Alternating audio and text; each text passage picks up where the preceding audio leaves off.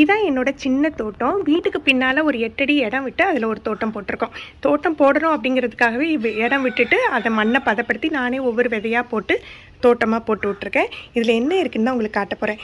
இதுக்கு முன்னால் இருந்த வீட்டில் நான் மாடி தோட்டம் போட்டிருந்தேன். அதையும் 2-3 வீடியோ உங்களுக்கு காட்டியிருந்தேன்.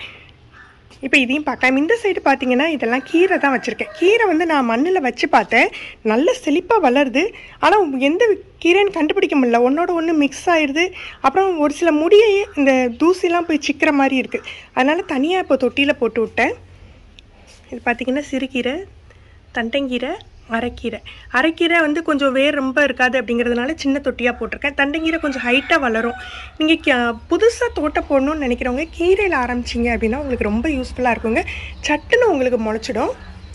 இது பார்த்திங்கன்னா மல்லி போடுறதுக்கு எடுத்து வச்சுருக்கேன். இன்றைக்கி நான் மல்லி போடையில் உங்களுக்கு காட்டுறேன். இது புதினா கிள்ளி வச்சுருக்கேன். இதெல்லாம் கத்திரிக்காய் விதை போட்டு முளைச்சிருக்கேன். இனிதான் அந்த நாற்றை எடுத்து நட்டு வைக்கணும். மண்ணில் நட்டு வச்சாலும் சரி, வேறு தொட்டியில் மாற்றி வச்சாலும் சரி. இதில் எல்லாம் போட்டிருக்கேன். குடமிளகா விதை, பச்சை மிளகாய் இதெல்லாம் போட்டிருக்கு. இன்னும் வளரல.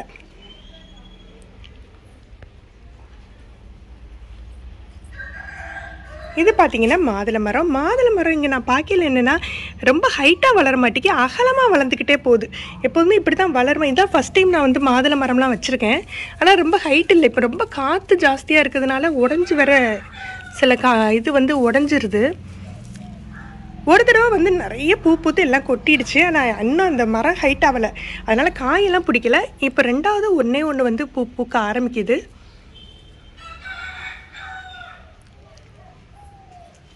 இது 4 தக்காளி இதே மாதிரி தான் விதை போட்டு நாற்று எடுத்து இங்கே நட்டு இந்தளவு வளர்ந்துருக்கு. பூத்துட்ருக்கு. ஆனால் இன்னும் காய் வைக்கிற அளவுக்கு இது ஸ்ட்ராங்கான மாதிரி தெரியல. பச்சை மிளகாய் இப்போதைக்கு ஒரு செடி தான் நிற்கி. நிறைய இது போட்டேன். அது அந்தளவு எனக்கு பச்சை மிளகாய் சக்ஸஸ் ஆகலை. இது ஒன்று தான் வந்து இப்போ நிற்கிது. அது போக இப்போ தொட்டியில் தான் பச்சை மிளகாய் விதை போட்டிருக்கேன் நான். இது பார்த்திங்கன்னா அவரைக்காய் நான் தொட்டியில் போட்டதுக்கும் மண்ணில் போடுறதுக்கும் எல்லா செடிக்குமே வித்தியாசமாக இருக்குங்க. ஓரளவு தான் தொட்டியில் வளரும். ஆனால் சீக்கிரமாக எனக்கு காய் பிடிச்சிரும் செடி அவரை. 2-3 தடவை நான் போட்டிருக்கேன் தொட்டியில், சீக்கிரமாக காய் காய்ச்சிரும். ஆனால் மண்ணில் பார்த்திங்கன்னா ரொம்ப அடர்த்தியாக வளருது. பூத்து கொட்டிக்கிட்டே இருக்குது. காய் அவ்வளோவா பிடிக்கவே இல்லை. பூ பார்த்திங்கன்னா இப்போ நம்ம மல்லிகைப்பூ பூக்கிற மாதிரி அந்த அளவுக்கு பூத்து சுற்றிலும் வந்து அப்படி கொட்டி கிடக்கும். பூத்து 20 நாளில் காய் பிடிக்க ஆரம்பிச்சிருவாங்க. ஆனால் இது வந்து 2 மாதம் கழித்து இப்போ தான் காய் பிடிக்க ஆரம்பிக்குது. இப்போ தான் அங்கங்கே காய் வச்சுருக்குது. இந்த மாதிரி மண்ணில் போட்டு வளர்க்கையில் தொட்டியில் இல்லாமல் டெரஸ் கார்டனாக இல்லாமல் இந்த மாதிரி போட்டால் இப்படி தான் வளருமா அப்படின்னு எனக்கு ஐடியா எதுவுமே இல்லை. இதுவும் தக்காளி செடி தான். இது வந்து காற்று மழையுமா இருக்கிறதுனால இது சரிஞ்சிடுச்சு நேற்று. இது கொஞ்சம் இது பண்ணி விடணும்.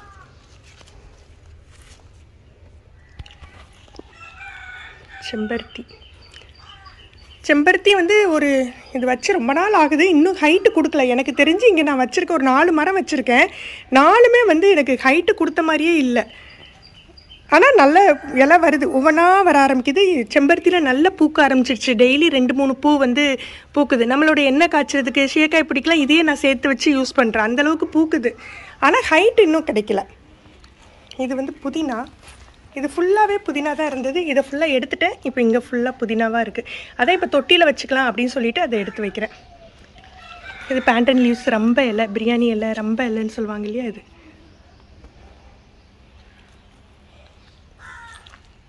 இது வந்து ஓமவல்லி. நல்ல ரொம்ப பெருசாக வளருதுங்க. அடிக்கடி கட் பண்ணி விட வேண்டியது இருக்குது. இது நேற்று வந்து பார்த்திங்கன்னா இது அப்படியே விழுந்துடுச்சு.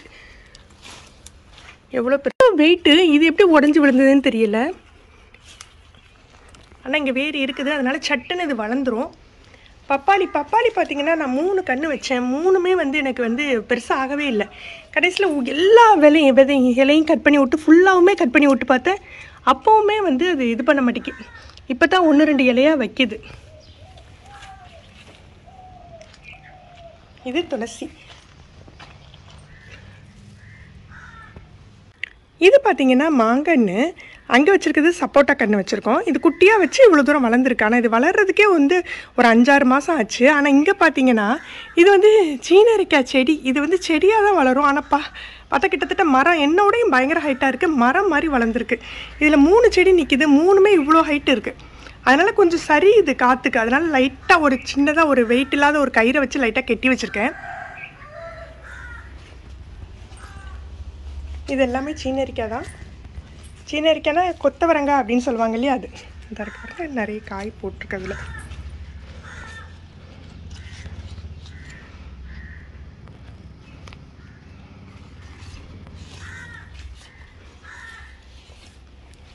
இது வெண்டைக்காய்.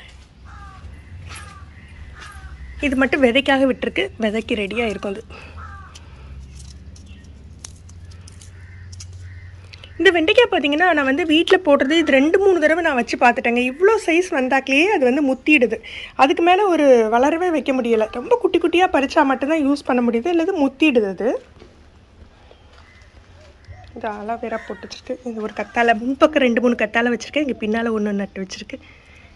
இது சப்போட்டா ஒரு இலை கூட விடாமையே ஒரு 4 மாதம் அப்படியே இருந்தது. அதுக்கப்புறம் இப்போ கொஞ்சம் மழை பெய்ய ஆரம்பிக்கையில் தான் ஒரு 5-6 இலை விட்டு கொஞ்சம் வளர்ந்துருக்கு.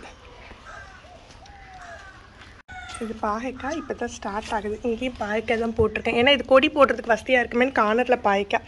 இது மல்லி, வீட்டுக்கு தேவையானதை மட்டும் போட்டு அப்பப்போ பறிச்சுக்கிறது. நாட்டு மல்லி, அதனால ரொம்ப ஒரு 4 இலை கிள்ளி போட்டாலே உங்களுக்கு அந்தளவு வாசமாக இருக்கும். இது புடலங்காய். முதல்ல ஒரு புடலங்காய் செடி வளர்ந்துருந்தது. அது நாங்கள் வந்து கொடி கட்டலை, கொடி கட்டாமல் சோத்துலேயே படர்ந்துருந்தது. ஆனால் பார்த்தா அதில் ஒரு காய் கூட இல்லை, எல்லாமே உதிர்ந்துட்டு. அதனால் இப்போ 2வது அதுலேருந்து இன்னொன்று வளர்ந்துருந்தது. அதனால் கொடியை கெட்டி விட்டுட்டோம். இதில் நல்லா காய் பிடிச்சிருக்கு.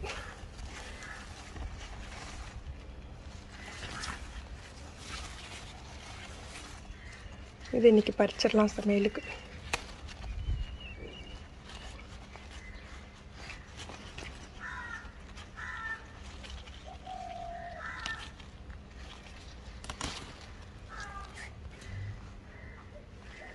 இந்த காய் பிடிச்சிருக்காங்க ஒன்றுன்ட்டு. சில சமயம் கொடி கட்டுறோம், இல்லை கொடியில் நம்மளே தூக்கி விடுறோம் அப்படின்னு எடுத்து விட்டோன்னா காய் உதிர்ந்துருது, கைப்பட்டே காய் உதிர்ந்துருது. அதனால் கொஞ்சம் அதை இது பண்ணி அட்ஜஸ்ட் பண்ணி விட்றதுக்கே இதாக இருக்குது. அன்றைக்கெலாம் 2-3 தடவை இப்படி தூக்கி விட்டு அதில் உள்ள காயெல்லாம் விழுந்து போயிடுச்சு.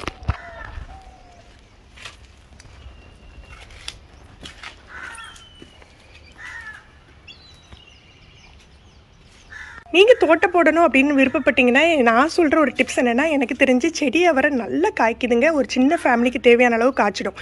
அதாவது தொட்டியில் வச்சா, எனக்கு மண்ணில் அந்தளவு காய்ப்பில்லை, ஆனால் தொட்டியில் நல்லா காய்ச்சது. அதே மாதிரி சீனரிக்காய், கொத்தவரங்காய், இது எல்லாமே நல்ல நமக்கு வீட்டுக்கு தேவையான அளவு அது காய்ச்சிடும். இதுக்கு போக முன்னால் கொஞ்சமாக இந்த ரோஜா செடி இந்த மாதிரியெல்லாம் வச்சுருக்கேன். அது வீட்டு முன்பக்கமாக தூக்கி வச்சிட்ருக்கேன். ஃப்ரெண்ட்ஸ், இந்த வீடியோ உங்களுக்கு பிடிச்சிருக்குன்னு நினைக்கிறேன். ஒரு சின்ன மோட்டிவேஷனாக இருந்திருக்கும் அப்படின்னு நினைக்கிறேன். இந்த வீடியோ பிடிச்சிருந்ததுன்னா லைக் பண்ணி ஷேர் பண்ணுங்கள். நீங்கள் நம்ம சேனலுக்கு புதுசு ஃபஸ்ட் டைம் ரிலாக்ஸ் ரெசிபீஸ் பார்க்குறீங்கன்னா சப்ஸ்கிரைப் பண்ணிக்கோங்க. கீழே இருக்க பெல் பட்டனில் நீங்கள் ஆல்கிற ஆப்ஷன் செலக்ட் பண்ணி வச்சுக்கிட்டிங்கன்னா நம்ம சேனலில் வீடியோக்கள் போட்ட உடனே உங்களுக்கு நோட்டிஃபிகேஷன் கிடைக்கும். தேங்க்யூ.